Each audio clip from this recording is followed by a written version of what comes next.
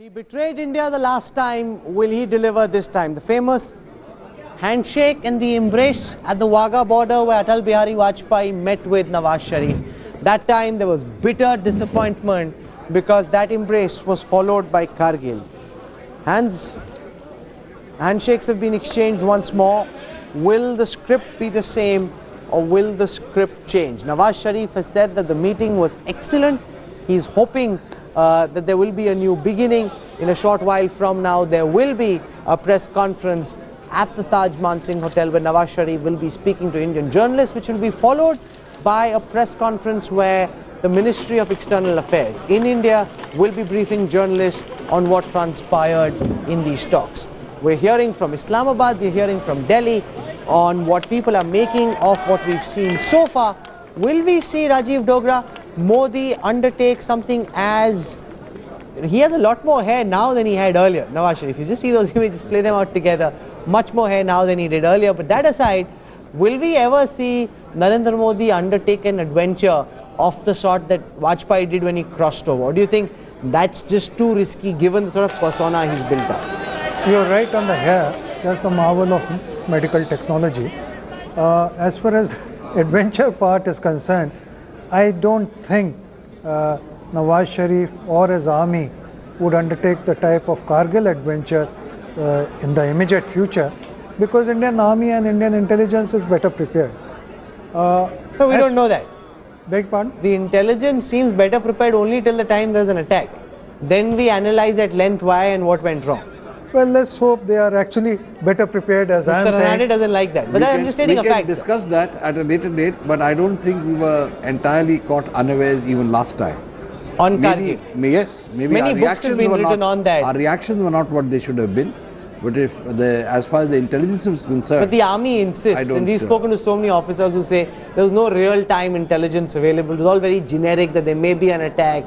There wasn't anything specific. That's what the army says on their part. In fact, the Kargil Review Committee report itself is a dead giveaway, because it talks about the kind of intelligence that came in, the quantum of intelligence that came, including from the DGMI, and which was not acted upon. No, but that's also the bigger national security challenge that now confronts the trio of Narendra Modi, Arun Jaitley and Sushma Swaraj and Rajnath Singh as the Home Minister, who now have to get all these agencies to talk to each other and react in real time to the information that's being exchanged. That is, it's true. But Rahul, while Kargil, I hope, doesn't happen, for both countries' sake, I will not rule out an act of terror. After all, as you just found out from your research, Herat and the terror planners were in sync. So, another terror attack somewhere in India cannot be ruled out at any time, whether now or in future.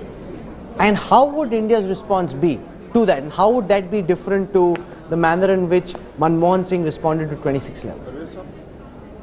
I put that Mr. Modi will have far more aggressive response. Far more... But aggression in opposition is easier than aggression in government. Yes, but now with the kind of mandate he has come, with the kind of specifications he has come in, with the kind of points that he's been making, I don't see him taking anything lying down, if that's the right way to say it. But if there is any misadventure from side of Pakistan in the form of a terrorist incident, I think they're going to get a befitting response.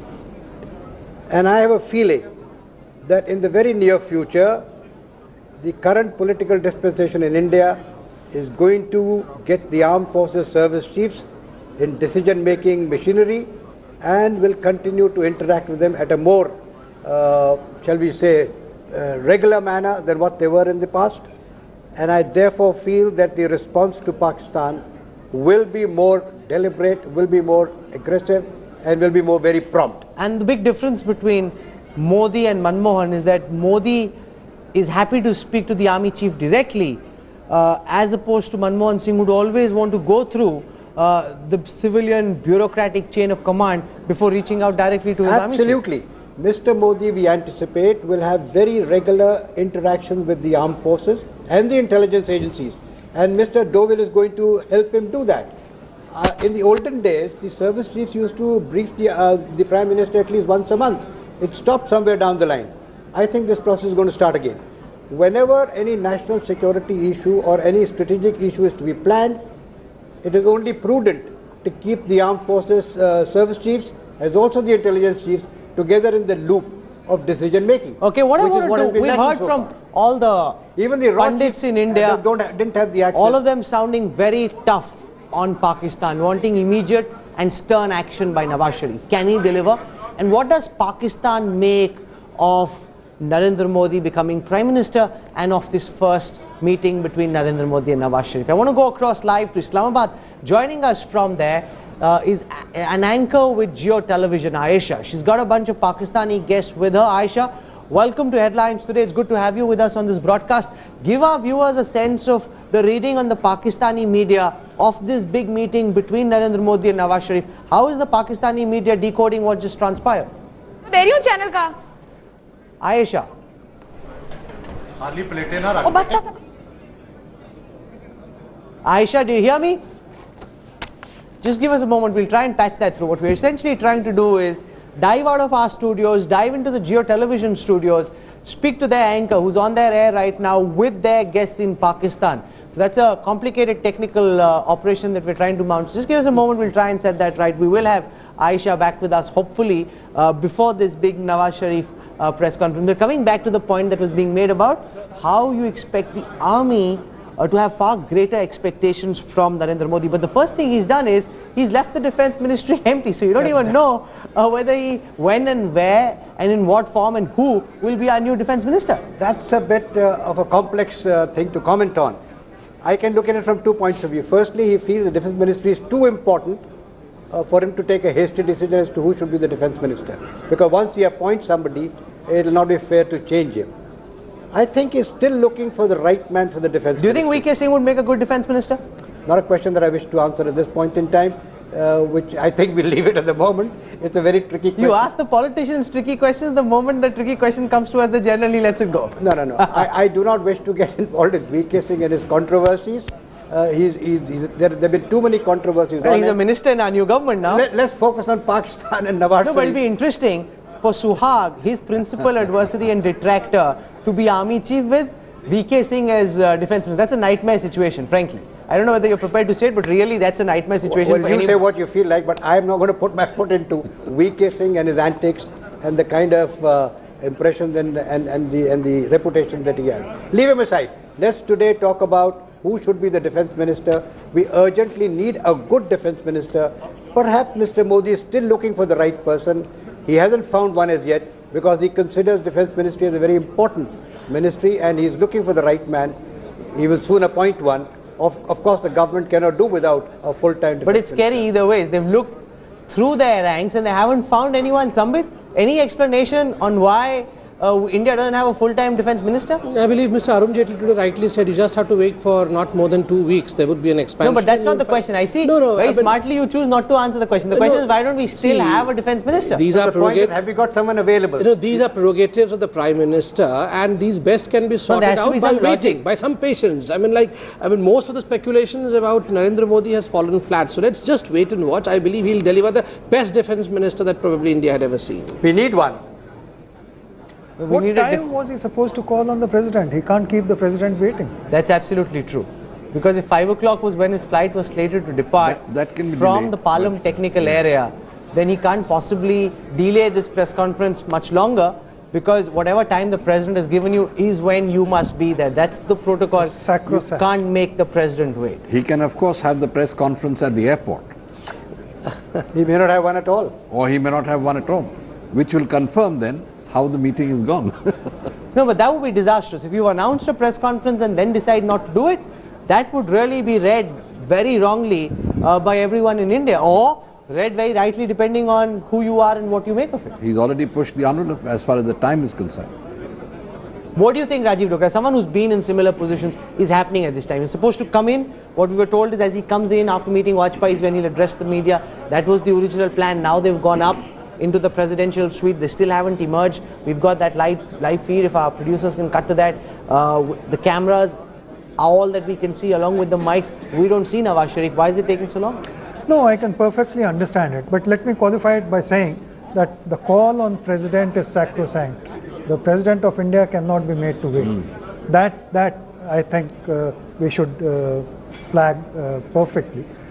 As far as media interaction is concerned, whatever be the importance, but to be fair to Mr. Nawaz Sharif, he has to consult with his senior aides about how he is going to tackle this press conference.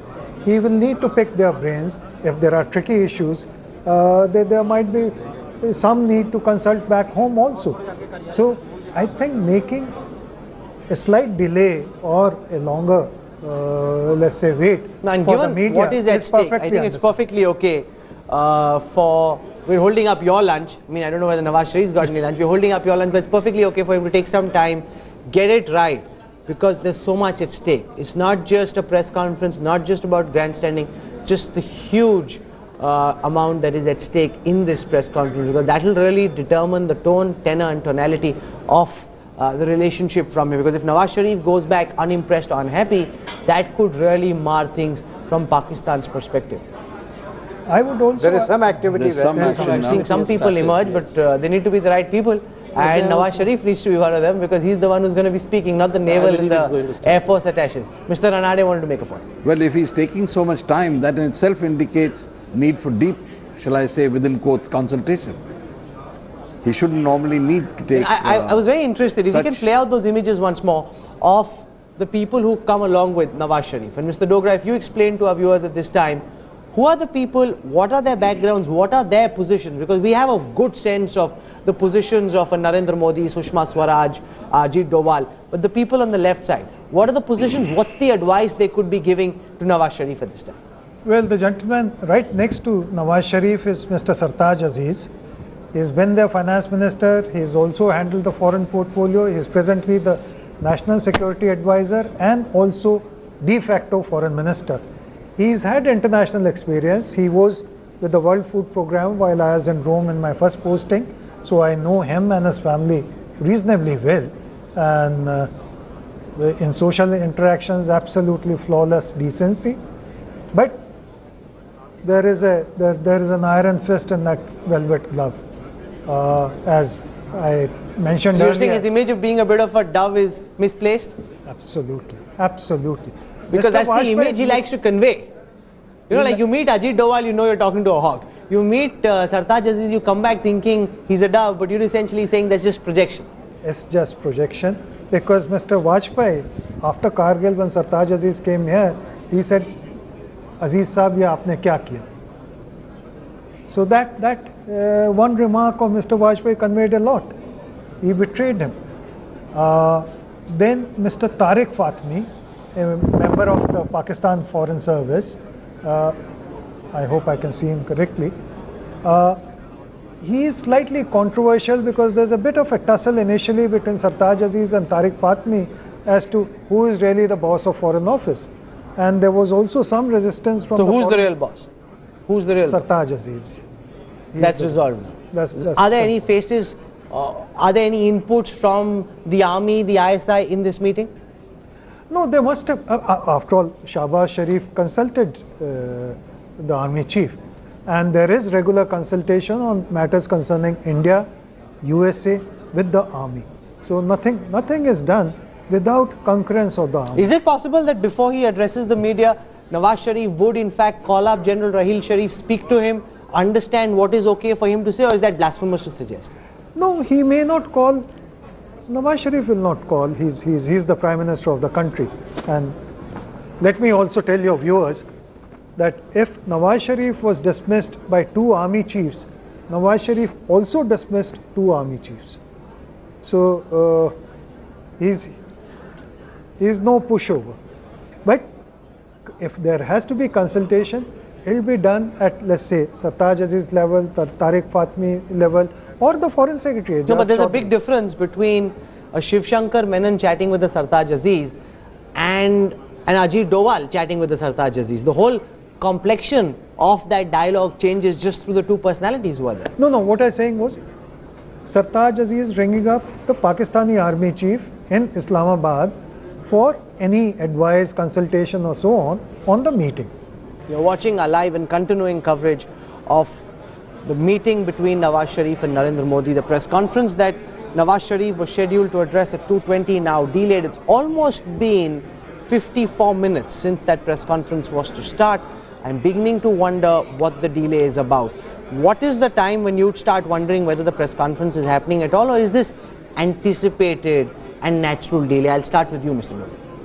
No, as I said, in an important relationship like India-Pakistan, the Prime Minister of a visiting country, if he has to address the media, he would like to be briefed by his delegation as to what he should say on the controversial points and what are the implications and consequences of that. So it's perfectly natural for the Prime Minister, he's had a busy, rushed schedule, to stay engaged in I want to go across to my colleague Preeti Chaudhary. She's joining us from the Taj Mansingh Hotel, very close to those mics that you see on our screen right now. Preeti, describe to our viewers what those in the Pakistani delegation are telling you, if at all they're telling you anything about when Nawaz Sharif will come down, when will we hear from him? Rahul, what we do know is that it was an impromptu decision to hold this press briefing. So the first indications that we got was about an hour and a half right after the Prime Minister met Narendra Modi, the Indian counterpart. And what we are getting to know at this juncture is a proper statement is being made out, and that is what Mr. Nawaz Sharif would come down and read out. And that wasn't planned earlier. So that's what the Pakistan delegation has us believe. You're saying there'll be a planned statement? Is that absolutely confirmed? As opposed to taking questions, he'll just make a statement and leave? Is that what you're suggesting? We don't know yet, Rahul, that he's going to be taking questions. But yes, he is going to be reading out a small statement. That is what the Pakistan delegation tells us. And do we know when that will start? How much more time before we can hear from Nawaz Sharif? Rahul, the entire lobby has been taken over. There's a massive media stakeout here. Chairs have been moved. So we've been waiting for the last 45 minutes just for Nawaz Sharif to come down. Like, he came here 45 minutes back. We're still waiting for him to come down. He's on the 8th and the 9th floor of the Taj Mansingh Hotel have been sealed for this day. But I think any time now we should be expecting Mr. Nawaz Sharif. You're saying any time now is when Nawaz Sharif will start speaking to assembled journalists. Thank you very much, Preeti Chaudhary. I'm going to leave it over there. I want to go across to General G.D. Bakshi. He's joining us. We have so far only what Narendra Modi told Nawaz Sharif, and what sources in the MEA have said is that 2611 was discussed, terror was discussed, Hafiz Saeed and Dawood Ibrahim were mentioned. Do you think those are good messages for Modi to have communicated to Nawaz Sharif on his first day in office, sir?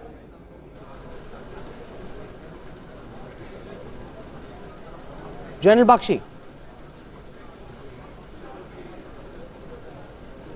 Those are absolutely essential messages, Rahul, for the Prime Minister to convey. Those are absolutely essential messages for the Prime Minister to convey to his counterpart. And in any case, we were all quite clear that this was a SARC level initiative where the focus was on all the SARC leaders, and it was not a bilateral one-on-one between him and Nawaz Sharif. Because our relation is so complex and so complicated, we thought that at best in a half-hour scheduled meeting that was scheduled, the best that could be covered is a reiteration of the known positions of the two sides, and at best possibly a decision to carry this on further and how to carry this on further. So that's all that you could really hope for. Anybody with any exaggerated hopes of a tremendous breakthrough, I mean, personally, I thought that was hype which was unrealistic. Okay, we've been talking a lot about the body language of the two leaders going into this meeting. You've looked at these images. What did you make of Nawaz Sharif's body language as he's being shepherded there by Narendra Modi? Narendra Modi warm, evasive, he's got a smile on his face. Nawaz Sharif, to me at least, looking slightly tentative and held back and withdrawn. What did you make of the body language of the two leaders, General Bakshi?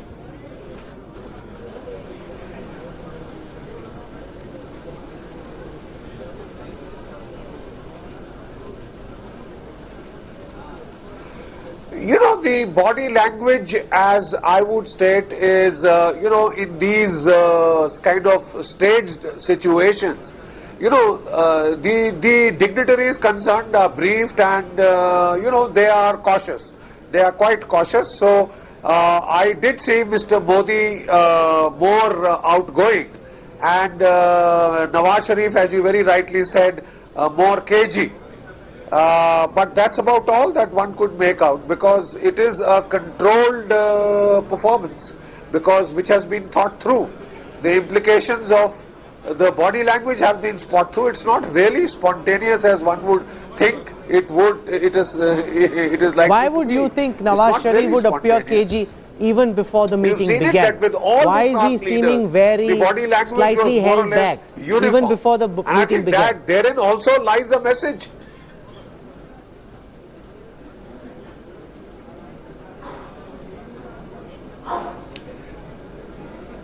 He is the person who has the deep state to contend with. I'm afraid, I'm quite clear that Mr. Narendra Modi, our Prime Minister, has no such baggage. But it is Mr. Nawaz Sharif who has to be very calculative about what are going to be the implications of what he says, what he discusses, how the army will react, how the ISI will react, how the jihadi tanzeems will react, and how the street will react. That's a very interesting point you make. And I want to take that up with General Shankar Prasad, because Narendra Modi, for once, is a Prime Minister who speaks with the will of the Indian state. He represents the will of the people, the army, the government. There's no one he needs to go back to. As Veer Sanghavi said yesterday, after Modi, it's the abyss. You've got him, he's in charge. With Nawaz Sharif, he's got so many other people he needs to constantly check back with on whether it's okay for him to say and do what he wants. Absolutely correct. Mr. Modi has the complete backing of the Indian population today, of the politic, of the military, of the bureaucracy and the diplomats. So he is on a very strong wicket today, as against Mr. Narendra Modi, as against Mr. Nawaz Sharif, who still has to consult the army chief for whether he should do or not do. He has the problems of the tanzeems which are operating in Pakistan. So Mr. Narendra Modi is quite at a different pedestal today. He is considered as one of the leading leaders of SAARC nations. He's got 7 of the heads of state with him at the moment. He's got an agenda to go forward. He's put his agenda across to the people. Everybody knows what he wants to do, and he's doing it from a great position of strength. From now on, Mr. Modi is only going to improve his strength. And therefore, he doesn't need to consult anybody, while he still take everybody on board. He will consult the military, he'll consult the diplomacy, the economic gurus, and make a national strategic philosophy. Okay, Rajiv Dogra, do you think the tough talk on terror has rattled the Pakistani delegation somewhat? Were they expecting it, or did it come as a bit of a surprise to them? Well, unless they are having a huge big lunch, I find it very puzzling that the press briefing should be delayed by as much. Because if you upset the press, you've lost the battle in any case. You've lost the PR points. No, and for the first time, we've actually seen the MEA take the onus, set the agenda, put out to journalists their perspective. Usually it's always the other way around, which is why on several international visits, we've always gone running after the Pakistani diplomats, because they give the information and the Indians hold back. And that's how Pakistan has always had the upper hand when it comes to the PSYOPs in these bilateral meetings.